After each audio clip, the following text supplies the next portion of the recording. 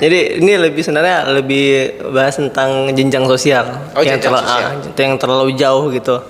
Jadi di beberapa waktu coba saya sering coba melihat kondisi di lingkungan kita lah. Yang saya lihat kayak kenapa sih antara para kaum borjuis, kalau bahasa revolusi Perancis ya, kaum borjuis, kaum itu yang pemilik modal itu kayak jauh banget jaraknya sama kaum pekerja gitu. Saya ngerasa kayak wah, sebenarnya Pancasila kita ini arahnya kemana sih gitu, bingung aja gitu. Kayak keadilan sosial bagi seluruh rakyat Indonesia, ini keadilannya menurut versi apa?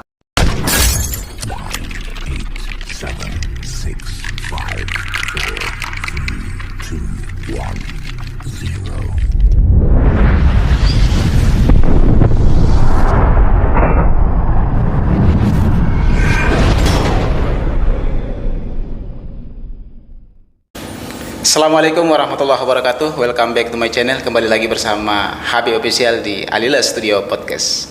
Hari ini gue kedatangan tamu spesial nih, dari milenial muda ya.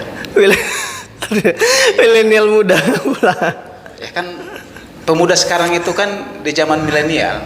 Oke, siap. Jadi kita harus lebih perfect lagi kan, milenial muda kan lebih bagus. Oke, siap. Ya, inilah dia Bang Aldi.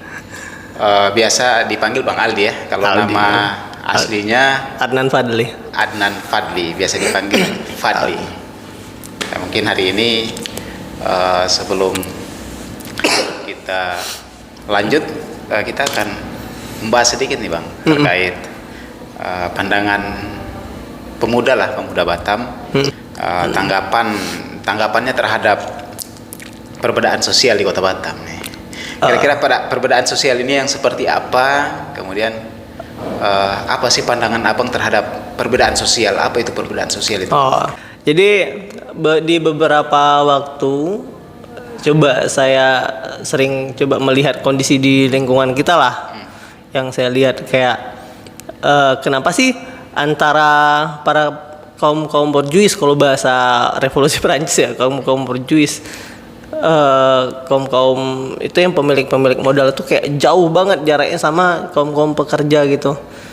Saya ngerasa kayak wah, sebenarnya Pancasila kita ini arahnya kemana sih gitu, bingung aja gitu. Kayak keadilan sosial bagi seluruh rakyat Indonesia, ini keadilannya menurut versi apa? Sosialiskah, komuniskah, kapitaliskah? Namun realitas yang terjadi yang saya lihat adalah kapitalisme, Bang. Nah, di dalam kapitalisme ini makanya saya gunakan kalimat borjuis tadi sama proletar, karena ke dalam kapitalis siapa pemilik modal, dia menguntungkan paling banyak. Nah, yang pekerjanya ya sudah dipekerjakan gitu aja gitu loh. Soal berapa upahnya tergantung bosnya, nggak suka pecat. Itu berarti termasuk kayak kapitalis gitu ya? Itu kapitalis banget. Jadi kekayaan itu tidak melebar, tapi hanya lari kepada satu orang, beberapa orang gitu. Jadi berarti itu salah satu perbedaan sosial? Itu jenjang sosial, Bang. Perbedaan jenjang sosial. Nah, jadi munculnya pemikiran Karl Marx saat itu karena dia merasa aneh dengan kondisi lingkungannya.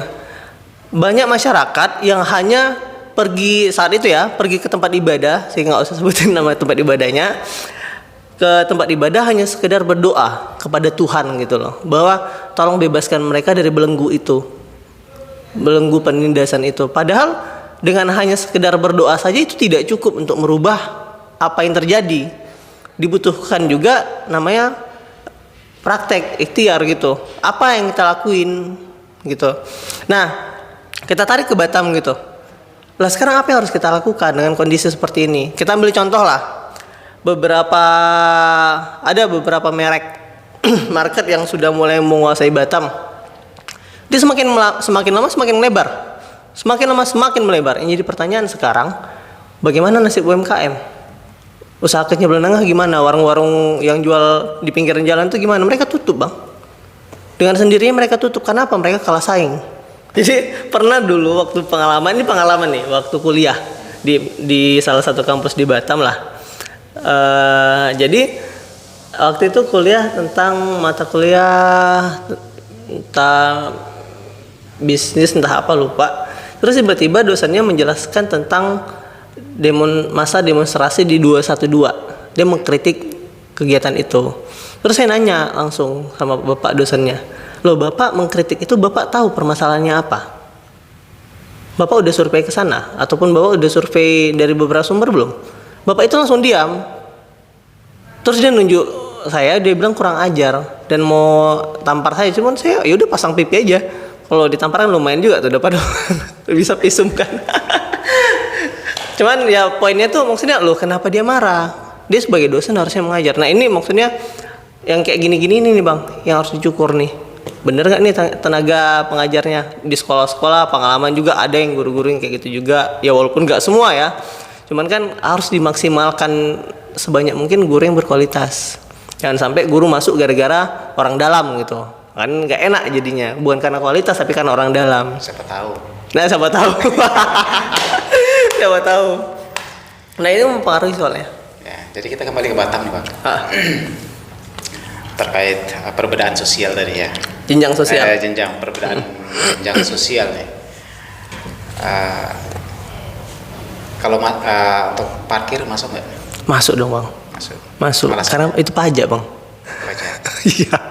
Kalau seandainya kalau ada parkir liar macam mana? Wah itu pungli tuh. Pungli. Kenapa pemerintah kita saat ini tidak mau mengatasi hal itu? Wah saya kurang tahu dong. Kalau itu bisa langsung telepon aja Pak Wali Kotanya atau karena gini bang, ini pengalaman. Contoh. Abang ketika parkir, abang bayar parkir nggak? Tergantung. Kadang-kadang bayar, kadang nggak. Karena masalahnya nggak dikasih karcis bang. Nggak dikasih karcis. Iya. Karcis nggak dikasih. Mau coba kita ke top 100 itu. Aduh, kesebut malah merek ya. Jadi yang abang harapkan untuk parkir ini seperti apa? Ya gini lah, paling tidak ada pengawasan dari pemerintah lah. Kenapa pengawasan? Karena yang terjadi tuh di beberapa, bahkan hampir semua titik saya rasa ya, hanya sedikit bagian kecil yang mau kasih karcis itu. Kebanyakan nggak kasih karcis bang, dan uangnya itu untuk pribadi, nggak ke negara. Nah ini jadi masalah nih. Terus tiba-tiba ada kebijakan dari pemerintah, ya udah kita naikkan tarif parkir. Apakah solusi? Kan enggak. Bukan soal berapa biaya tarif parkirnya, tapi berapa banyak dari sekian banyak harusnya, misalnya yang harusnya 2M tinggal sisa 500 juta misalnya gitu. Karena apa? Karena karcis yang dikumpulkan cuma segitu, sisanya nggak tahu kemana. Kan aneh jadinya. Dalam sehari harusnya bisa dapat 1000 parkiran tuh. Tapi karcis yang tersedia cuma 100. Kan jadi masalah. Atau mungkin disembunyiin kali karcisnya, ya nggak tahu tuh. Kan bisa juga permainan. Ya itu yang jadi masalah. Itu yang jadi masalah tuh. Jadi mungkin setelah ini kita buat video dokumenter untuk membuktikan ya, benar kalau tidaknya. Maaf. Kan baru hari ini atau kemarin ya, itu kan Wali Kota Batam sudah memutuskan bahwa menaikkan parkir ya, tarif parkir itu dari 1.000 ke 2.000 untuk motor, dari 2.000 ke 4.000 untuk mobil. Nah, seandainya nih bang, ketika abang parkir, kemudian abang bayar tapi tak dapat karcis, bagaimana? Ya nggak mau dong, nggak mau bayar dong. Kali selalu kayak gitu. Berarti harus ada parkir. Harus ada karcis parkir. Wajib dong. Wajib. Karena biar tahu tujuannya kemana. Jadi setiap Ali misalnya nih keluar nih bawa mobil, yang biasanya kan orang mobil tuh bayar 2.000 ya, Ali biasa kasih 1.000. Kenapa nggak Ali kasih 1.000? Karena nggak ada karcis parkir, dan Ali kasih 1.000 pun karena kasihan. Jadi untuk parkir di Kota Batam ya khususnya, itu yang mengelola itu dari Perhubungan atau Pemko? Perhubungan dong. Perhubungan. Tetap ke situ melalui mereka. Cuman kalau poinnya Aldi sih tetap aja ya. Sebenarnya ini masalahnya udah lama banget bang, lama banget, udah bertahun-tahun. Kenapa pemerintah khususnya pemerintah Kota Batam ya, kenapa tidak merangkul parkir-parkir yang tidak memiliki karcis, dikarciskan gitu, kemudian berapa setorannya ke pemerintah? Kalau abang naik ke Aldi nggak tahu bang. Aldi pun juga sedang bertanya-tanya soal itu. Ya kan ini kan kita tukar pendapat ini. Iya, karena lu Biar juga bingung. lebih apa namanya? Lebih bagus lagi ke depannya gitu. Nah ini saya nggak tahu, serius. Saya nggak tahu kenapa pemerintah melakukan pembiaran itu, karena kan udah bertahun-tahun loh. Selama saya di Batam, lahir di Batam, memang realitasnya seperti itu. Bayar parkir ya udah kasih uang aja, karcisnya nggak ada. Tapi dulu banyak juga yang ada karcis ya. Tapi cuman di tahun berapa itu sudah mulai hilang karcis tuh. Nah, entah Nggak tahu tuh. kenapa kok bisa hilang karcis tuh. Mungkin dari 1 sampai 100 orang yang kasih karcis berapa orang kira-kira? Bisa dihitung. Dihitung kan? Jadi bukan ini bang, kita abang bukan abang sendiri, mungkin semua masyarakat berpendapat bahwa tujuan adanya karcis ini kan bisa membantu pemerintah juga. Iya dong. Ya, gitu. Dan ketika kita bantu pemerintah menyerahkan itu ke masyarakat. Kembali ke masyarakat. Ke masyarakat. Cuman pertanyaannya, Ibarat dari masyarakat untuk masyarakat. iya, cuma pertanyaannya kemana? Apakah betul memang cuma segitu yang kita dapat dari retribusi parkiran, atau banyak potongan-potongan? Nah, ini kan jadi pertanyaan nih. Tidak menuduh tapi berasumsi. Asumsinya apakah betul segitu realitasnya? Kalau berdasarkan hitungan karcis betul mungkin. Tapi kalau berdasarkan realitas apakah benar segitu? Kan belum tentu tuh. Bisa kita survei. Nah ini satu lagi nih. Ini kita ke parkir lagi nih. Yang satunya itu pengatur jalan. Ini menurut pendapat abang. Pengatur jalan tuh Simpang. Menurut pendapat abang. Bagaimana? yang biasa orang itu. Iya. Saya juga bingung, Bang. Sampai sekarang masih bertanya-tanya, itu orang-orang itu digaji atau gimana sih? Menurut abang apa? Aneh dong. Karena bukan tugas mereka. Apa mereka setiap pekerjaan itu pasti punya SOP, Bang. Ya, Standar. tapi kalau sementara ini menurut abang nyaman nggak? Gak nyaman, serius. Alasannya? Gak nyaman itu kenapa? Bingung, ini mau kasih atau enggak pertama. Satu, kedua, kadang mau belok dia berdiri di situ. Kita udah mau masuk nih, wah kayaknya peluang masuk nih. Tapi karena dia di depan, ya nggak bisa masuk dong jadinya. Tapi bisa mengurangi kecelakaan loh bang. Belum tahu bang, karena nggak ada SOP-nya. Gimana kita bisa mengatakan bisa mengurangi kecelakaan kalau kita nggak tahu SOP mereka seperti apa? Nah ini berbalik ke SOP nih. Kira-kira solusi abang untuk mereka itu apa? Kenapa nggak buat pelatihannya? Ya? Kenapa nggak dibuat pelatihannya gitu? Kalaupun memang tenaga kita nggak cukup. Itu dari instansi dong. Nggak, pertanyaan gini bang, soal masalah jalan ini kan laka lantas nih. Tugas kepolisian ya. Tapi tiba-tiba muncul beberapa masyarakat turun di beberapa U-turn ya, tempat putar balik untuk mereka yang ngarahin gitu loh. Yang harusnya laka lantas yang ngelakuin, malah jadi sekarang tugasnya masyarakat. Nah pertanyaannya, masyarakat ngelakuin ini atas dasar apa? Karena digajikah atau hanya mengharapkan dari pemberian orang-orang yang lewat gitu? Kalau ini menurut pemikiran saya, karena tingginya angka pengangguran di Kota Batam, sehingga ya mau tak mau di satu sisi Terpaksa. mereka terpaksa, Ya. di satu sisi lagi ya agar mengurangi angka kecelakaan. Nah, Alis setuju bang. Alis pendapat. Ini masalah angka yang satu pengangguran. lagi, kalau seandainya nih bang, pemerintah memberikan suatu wewenang lah kepada mereka untuk mengelola itu. Kira-kira menurut abang gimana? Enggak, kita balik dulu bang. Kita mundur dulu. Kan gini bang. Masyarakat ngelakuin itu karena angka pengangguran gitu loh. Lah, pertanyaannya, tugas negara di bagian mana? Masa negara membiarkan mereka kayak gitu tanpa SOP, tanpa safety? Itu nyawa loh. Oke lah, mereka nggak bisa dilarang tuh. Saya pernah nanya juga. Oh, oke. Saya pernah wawancara pada salah satu anggota dari pengatur jalan Simpang. Kami cuma takut ketika ada satpol lewat. Satpol. Loh, kenapa takut sama satpol? Takut. Iya, kami ini kan cari makan juga. Cari makan. Iya, dengan salah satunya kita menjaga menjaga kecelakaan juga dan bisa membantu yang mau menyeberang, kemudian yang mau belok. Jalan bagus juga sebenarnya. Memang benar bang, bagus. Untuk bisa membantu. Namun kan untuk pemberian kepada mereka ini kan tidak ada paksaan dari mereka, kecuali mereka paksa, ayo harus bayar. Oke, pertanyaannya gini bang, pertanyaan gini, apakah boleh mereka ngelakuin itu? Kenapa? Berarti nggak boleh dong, karena mereka takut Satpol PP gitu.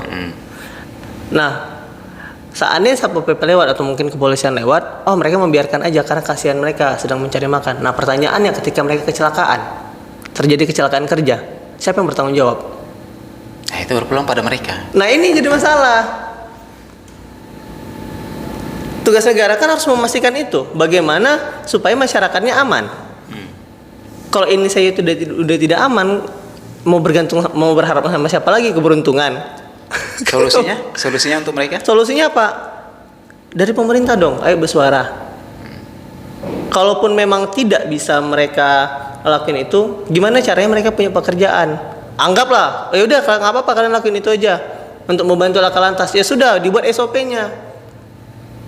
Tinggal pilih mau digaji atau enggak, atau mau berharap dari orang-orang yang lewat. Kalau Aldi sih mikirnya digaji. Iya, tapi kan kita nggak tahu nih, mungkin anggaran negara nggak cukup ya mungkin ya. Melihat pandangan hukum itu dari sisi apa? Apakah hanya dari sisi human right atau human care? Atau menggunakan human care juga kan? Ya kalau kita bicara hak di dalam human right, memang mereka melanggar bang. Tapi dari bentuk etika kepedulian kita dalam human care, manusia yang peduli, harusnya kita berpikir dong. Tapi kalau untuk hak, mereka juga berhak. Betul mereka bang. Mereka juga berhak mencari hidup. Bener, tapi caranya salah bagi negara. Nah, yang harus dipikir apakah berhenti di situ kan tidak? Oke. Mereka bersalah bagi negara. Menurut negara mereka salah. Karena metodenya salah. Nah, apa salahnya negara menyampaikan? Ketika mereka mengatakan negara yang salah, bagaimana? Bisa sah saja karena negara tidak memberitahu, karena kan mereka masyarakat ini. Itu dia yang bilang tadi. Berarti sama kita bang. Mereka punya kemampuan tapi nggak diasah, karena nggak ada tempat. Oke, pemerintah bilang kami sudah sediakan tempat. Mana? Yang mana? Kalaupun memang masyarakatnya tidak percaya, ayo dong bujuk masyarakatnya. Bukannya itu tugas negara. Yang jelas kan pemerintah tahu kan, sila pertama sampai sila kelima pasti tahu dong. Jadi pertanyaannya balik lagi di pembahasan di awal. Keadilan sosial bagi seluruh masyarakat Indonesia itu yang versi apa? Keadilan sosial yang seperti apa? Versi keluarga kah? Sana family. Mungkin itu saja teman-teman. Ini udah panjang nih, mungkin part 1 dan part 2. Udah nyinggung keluarga ini. Sana family. Itulah tadi. Mudah-mudahan ya teman-teman Batam makin maju. Amin. Dengan program-program yang dikeluarkan pemerintah saat ini. Amin. Kemudian ya harapan kita juga pemerintah harus menyiapkan itu wadah untuk mereka-mereka yang mungkin belum punya legalitas, ya dilegalitaskan. Ya. Dipekerjakan sebagai apa kek gitu kan. Jadi salah satunya kan bisa mengurangi angka pengangguran di Batam. Ya. Bang, part 2 aja bang.